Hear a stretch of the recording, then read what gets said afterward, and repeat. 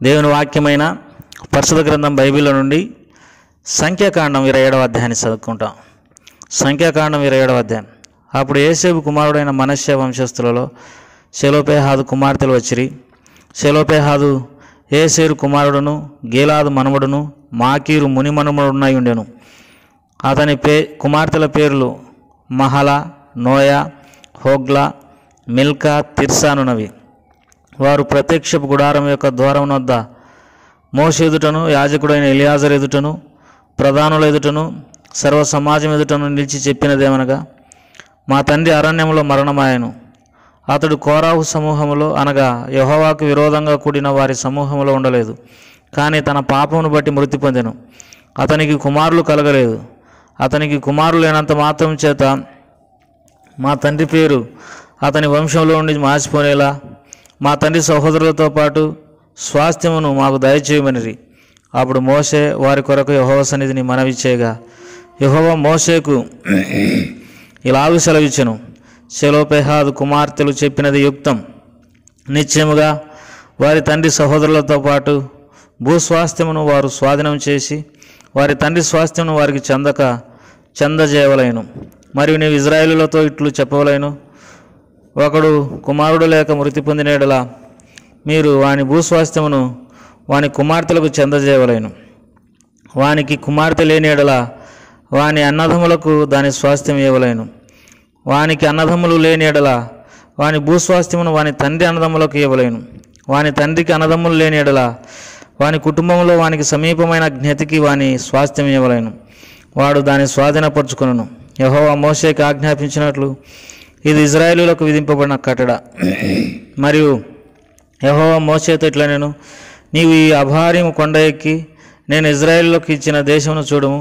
నువ్వు దాన్ని చూసిన తర్వాత నీ సహోదరుడైన అహరోను చేర్చబడినట్లు నీవును నీ సజ్జనులలో చేర్చబడదు. ఎలా అనగా, సీను అరణ్యంలో సమాజం వాదించినప్పుడు ఆ నీళ్ళ యొద్ద వారి కనుల ఎదుట నన్ను పరిశుద్ధపరచక నా మీద తిరగబడితిరి. ఆ నీళ్లు సీరును అరణ్యమందలి కాదేశులో ఉన్న మెరీబా నీళ్ళే. అప్పుడు మోషే యెహోవాతో ఇట్లా, నేను యెహోవా సమస్త మానవుల ఆత్మలకు దేవా, యెహోవా సమాజం లేని కాపరి లేని గొర్రెల వలె ఉండకుండానట్లు, యెహోవా సమాజం కాపరి లేని గొర్రెల వలె ఉండకుండానట్లు ఈ సమాజం మీద ఒకని నియమించుము. అతడు వారి ఎదుట వచ్చుచూ పోవచ్చు నుండి వారికి నాయకుడుగా ఉండుటకై సమర్థుడై ఉండవలెను. అందుకే యెహోవా మోషేతో ఇట్లా, నేను నూను కుమారుడైన యెహోషువ ఆత్మను పొందినవాడు. నీవు అతన్ని తీసుకొని అతని మీద నీ చెయ్యి ఉంచి యాజకుడగు ఎలియాజరు ఎదుటను సర్వ సమాజం ఎదుటను అతన్ని నిలవబెట్టి వారి కన్నుల ఎదుట అతనికి ఆజ్ఞేయము. ఇజ్రాయేలీయుల సర్వ సమాజం అతని మాట వినున్నట్లు అతని మీద నీ ఘనతలో కొంత ఉంచుదును. యాజకుడైన ఎలియాజరు ఎదుట అతడు నిలవగా అతడు యెహోవా సన్నిధిని ఉరీము తీర్పు వలన అతని కొరకు విచారింపవలెను. అతడును అతనితో కూడా ఇజ్రాయేలులందరూ అనగా సర్వ సమాజమును అతని మాట చొప్పున తమ సమస్త కార్యములను జరుపుచుండవలెను. యెహోవా మోషేకు ఆజ్ఞాపించినట్లు అతడు చేసెను. అతడు యెహోషువను తీసుకొని యాజకుడైన ఎలియాజరు ఎదుటను సర్వ సమాజం ఎదుటను అతన్ని నిలబెట్టి అతని మీద తన చేతులుంచి యెహోవా మోషే ద్వారా ఆజ్ఞాపించినట్లు అతనికి ఆజ్ఞాపించెను. అతనికి చేసెను. దేవుడి వాక్య భాగాలను మన కొరకై దీవించి ఆశీర్వదించునుగాక. ఈ సంఖ్యాకాండం 27వ అధ్యాయంలో ప్రియమైన సోదరి సోదరులారా, కొన్ని శ్రేష్టమైన సంగతులను మనము ధ్యానించుకున్న తర్వాత ముగించుకుంటాం. సంఖ్యాకాండం 27వ అధ్యాయం 1వ వచనంలో, అప్పుడు యోసేపు కుమారుడైన మనష్షే వంశస్థులలో సెలోపెహాదు కుమార్తెలు వచ్చిరి. యోసేపు కుమారుని పేరు మనష్షే. వారి వంశస్థులలో సెలోపెహాదు అనేటటువంటి వ్యక్తినుడు. వారి కుమార్తెలు మోషే దగ్గరికి వచ్చినారు. మోషే దగ్గరికి వచ్చి ఒక మాట మాట్లాడుతూ వచ్చినారు.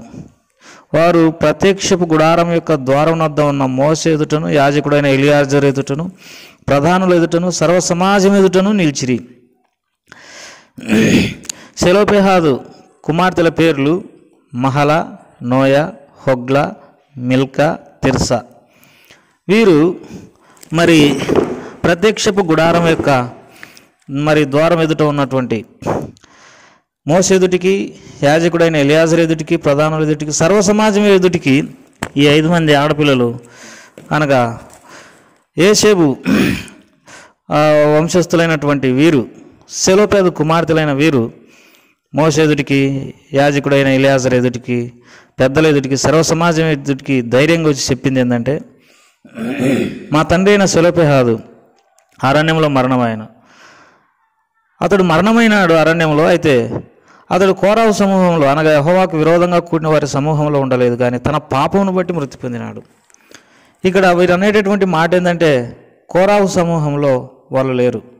కోరాహు, దాతాను, అబీరాము 250 మంది ఇజ్రాయేలు ప్రధానులు మోషేకు, అహరోనుకు విరోధంగా, దేవునికి విరోధంగా సమాజమును పోగు చేసి ఈ 250 మంది కాల్చివేయబడి చనిపోతే ఆ ముగ్గురు భూమి నెరవేర్చి మింగివేయడం వలన చనిపోతూ వచ్చినారు.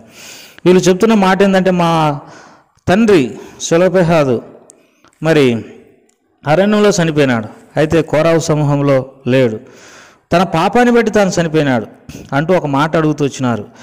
అతనికి కుమారులు కలగలేదు, అతనికి కుమారులు లేనంత మాత్రం చేత మా తండ్రి పేరు అతని వంశంలో నుండి మార్చిపోనేలా మా తండ్రి సహోదరులతో పాటు స్వాస్థ్యం మాకు దయచేయమని వీరు మోషేను స్వాస్థ్యము అడిగేటటువంటి వారుగా ఉన్నారు. నిజమే, మా తండ్రికి కుమారులు లేరు, అతని పేరు మార్చిపోయినట్లుగా మేము కుమార్తెలమే ఉన్నాం, మరి మాకు స్వాస్థ్యం లేకుండా చేయడం ఏంటిది, మాకు స్వాస్థ్యం కావాలని అడిగినారు. ఎంత శ్రేష్టమైనటువంటి ఆలోచన కలిగినటువంటి వారుగా ఉన్నారో మనము మరి ఆలోచించాల్సినటువంటి వారం అంటున్నాం. ఆడపిల్లలైన ధైర్యంగా స్వాస్థ్యం కొరకు మరి మోషే దగ్గరికి, ఎలియాజర్ దగ్గరికి, సర్వ సమాజం ఎదుటికి, పెద్దల దగ్గరికి వచ్చినారు. ఇక్కడ వీరి పేర్లకు కొన్ని అర్థాలు ఉన్నాయి. మహలా అంటే క్షమాపణ, నోయా అంటే మరి కదలిక, మిల్కా అంటే రాణి, తిర్సా అంటే సంతోషపరిచేటటువంటిది, హోగ్లా అంటే మరి నృత్యము అనగా మరి నృత్యము అంటే డ్యాన్స్, నృత్యం. వీళ్ళ పేర్లకు అర్థాలు ఇవి. మిల్కా అంటే క్షమాపణ, నోయా అంటే కదలిక, మిల్కా అంటే రాణి, తిర్సా అంటే సంతోషము కలిగించేటటువంటిది, తర్వాత హోగ్లా అంటే మరి దీని అర్థము మరి ఎంతో ఆనందభరితమైన లేకపోతే సంతోషభరితమైనటువంటి వ్యక్తి. వీరి పేర్లకు అర్థాలు ఇవి.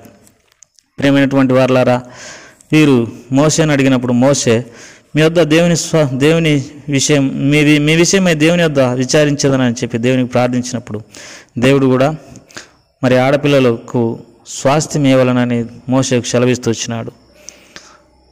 అట్లు వారు తమ ప్రజల మధ్య, తమ సహోదరులు, తమ ప్రజల మధ్య వారు స్వాస్థ్యాన్ని పొందుతూ వచ్చినారు. 10వ వచనంలో, వారికి అన్నదమ్ములు లేని ఎడల వాని భూస్వాస్థ్యమును వాని తండ్రి అన్నదమ్ములకు ఇవ్వలేను, వాని తండ్రికి అన్నదమ్ములు లేని ఎడల వాని కుటుంబంలో వానికి సమీపమైన జ్ఞాతికి దాని స్వాస్థ్యం ఇవ్వలేను. కాబట్టి 8వ వచనంలో, మరియు నీవు ఇజ్రాయేలుతో ఇట్లు చెప్పవలేను, ఒకడు కుమారుడు లేక మృతి పొందిన ఎడల మీరు వాని భూస్వాస్థ్యమును వాని కుమార్తెలకు చెందవలేను. దేవుడు మరి ఆ కుమార్తెలకు స్వాస్థ్యం ఇవ్వాలనని దేవుడు ఆజ్ఞాపిస్తూ వచ్చినాడు. ఎంత మరి ధైర్యంతో తమ స్వాస్థ్యాన్ని పొందినారో చూడండి. కాబట్టి అక్షయమైన నిర్మలమైనది వాడబారనటువంటి స్వాస్థ్యం కొరకు, ఆ పరలోకంలో మన కొరకు సిద్ధపరిచిన స్వాస్థ్యం కొరకు ధైర్యముతో మనము మరి దేవుని అడిగి అందులో స్వాస్థ్యం, పరలోకంలో మనం స్వాస్థ్యం పొందవాలనని మరి మనం జ్ఞాపకం చేసుకునవలసినటువంటి వారం అంటున్నాం. ఇక్కడ 27వ అధ్యాయంలో దేవుడు మరి మోషేతో ఒక మాట అంటూ వచ్చినాడు. ఏమంటూ వచ్చినాడు అంటే, ఇక నీవు ఈ నా యొద్దకు వచ్చేయమని సెలవిచ్చినట్టుగా మనం దేవుని వాక్యంలో చూడగలం. 27వ అధ్యాయం 12వ వచనంలో, మరియు యెహోవా మోషేతో ఇలాగ సెలవిచ్చెను, నీవు ఈ అబారీము కొండ ఎక్కి నేను ఇజ్రాయేలులకు ఇచ్చిన దేశమును చూడము. నువ్వు దాన్ని చూసిన తర్వాత నీ సహోదరుడైన అహరోను చేర్చబడినట్లు నీవును నీ ప్రజల నీ స్వజనులలో చేర్చబడదు. కాబట్టి చూసిన తర్వాత నువ్వు నీ స్వజనులలో చేర్చబడతావు అని మరి మోషేతో సెలవిచ్చినాడు. మోషే ఎంతో బతిమిలాడినాడు ఆ కానాను దేశంలో ప్రవేశపెట్టమని. కానీ మరి సీను అరణ్యంలో మరి ఆ నీళ్ళ యొద్ద వారి కనుల ఎదుట దేవుని పరిశుద్ధపరచక దేవుని మీద తిరగబడినారు, అనగా ద్రోహులారా అని మాట్లాడుతూ వచ్చినాడు. ఆ కారణాన్ని బట్టి దేవుడు నువ్వు కానాను దేశంలో ప్రవేశించలేవు అని మోషేతోనూ అహరోనుతోనూ మాట సెలవిస్తూ వచ్చినాడు. ఆయన ఏం చెప్తాడో అన్నీ గుర్తుపెట్టుకునే చేస్తాడు. అది మనం గుర్తెరగవలసినటువంటి వారమై ఉంటున్నాం. మరి తన పరిశుద్ధతను సన్మానించలేదని అంత గొప్ప దైవ సేవకుడైన మోషేనే నువ్వు నీ స్వజనుల యొద్ద చేర్చబడుతూ నువ్వు ఊరికి చూడమని చెప్పినాడు. ఎంత బాధకరమైనటువంటి విషయం. ఆ భార్యం కొండ ఎక్కి నేను ఇజ్రాయేలులకు ఇచ్చిన దేశమును చూడము, అంత శ్రేష్టమైన దేశాన్ని ఊరికి చూడడానికే అవకాశం దొరికింది, కానీ మరి దాంట్లో ప్రవేశించడానికి అవకాశం దొరకలేదు. అయితే అంటనే మరి మోషేకు మరి లోపల ఒక మరి తలంపు ఉంది. ఈ సమాజం పరిస్థితి ఏంటిది అని దేవుని అడుగుతూ వచ్చినాడు. 10వ వచనంలో అప్పుడు మోషే యెహోవాతో ఇట్లా నేను యెహోవా సమస్త మానవుల ఆత్మలకు దేవా, యెహోవా సమాజం కాపర్లేని గొర్రెలే ఉండకున్నట్లు ఈ సమాజం మీద ఒకరిని నియమించమని చెప్పినప్పుడు ఈ సమాజం మీద ఒకరిని నియమించమని చెప్పినప్పుడు దేవుడు అంటాడు మరి యెహోషువ ఆత్మను పొందినవాడు, నువ్వు అతన్ని తీసుకుని అతని తల మీద సేవించమని అని సెలవిస్తూ వచ్చినాడు. తర్వాత మోసే తర్వాత యెహోషువ మరి ఇజ్రాయెల్ ప్రజలు నడిపించడానికి నాయకునిగా ఎంచబడుతూ వచ్చినాడు. వారి కార్యాలు జరిపించడానికి, వారిని మరి ధైర్యపరచడానికి నూను కుమారుడైనటువంటి యెహోషువను దేవుడు ఏర్పరచుకున్నాడు. దేవుడు అతనికి ఘనతనిచ్చినాడు. దేవుడు అతని మాట వినేటట్టుగా ప్రజలు మరి అతన్ని జ్ఞానంతో నింపినాడు. కాబట్టి మోసే తర్వాత నాయకుడు యెహోషువ అంటే రక్షకుడు అని అర్థం. నిజమే, మనము మన సమాజాల గురించి మనం ప్రార్థించాల్సినటువంటి వారమైంటున్నాం. సమాజం మరి కాపర్లేని గొర్రెల వలె ఉండకోకున్నట్లుగా చాలా సంఘాలలో సేవకులు లేకపోవడం ద్వారా ఎంతో నష్టం. నాయకులైనటువంటి వారు, ఆత్మను పొందినటువంటి వారు, జ్ఞానం కలిగినటువంటి వారు, దేవుని కార్యాలను చక్కపెట్టేటటువంటి వారు, అన్ని విషయాలలో దేవుని మాట చొప్పున జరిగించేటటువంటి కాపర్లు మన దేశానికి సంఘాలకు మన ఎంతో అవసరం. అటువంటి సేవకులను దేవుడు మనకు అనుగ్రహించుగాక. 28వ వచనంలో అతని మీద తన చేతులుంచి యెహోవా మోషే ద్వారా ఆజ్ఞాపించినట్లు అతనికి ఆజ్ఞ ఇచ్చాను. మోషే తప్పక యెహోషువను తీసుకొని అతని మీద చేతులుంచినాడు. యాజకుడైన ఎలియాజరు ఎదుటను సర్వ సమాజం ఎదుటను అతన్ని నిలబెట్టి అతని మీద చేతులుంచినాడు. కాబట్టి మోషే కుమారులు ఉన్నప్పటికీ దేవుడు యెహోషువను ఏర్పరచుకున్నాడు. ఆయన ఏర్పాటు ఎవరి మీద ఉంటుందో వారే దేవుని సేవకులు. అట్లు ప్రభు తన ప్రజలమైన మనల్ని బలపరచుగాక. ప్రేమగల తండ్రి, దయగల ప్రభా, నీకెంతో వందనాలు, స్తోత్రములు. 27వ అధ్యాయంలో ఉన్న ఈ వాక్య భాగాలన్నింటినీ కూడా మాకు ఆశీర్వాదకరంగా ఉంచండి ప్రభా. మరి సెలవుపేద కుమార్తెలు స్వాస్థ్యం అడిగినట్లు మేము నీ దగ్గర మేలు పొందడానికి పరలోక రాజ్యంలో చేరడానికి సహాయపడుతున్నాను. యేసు వారి నామం పేరట అడిగి వేడుకుంటున్నాం తండ్రి, ఆమేన్.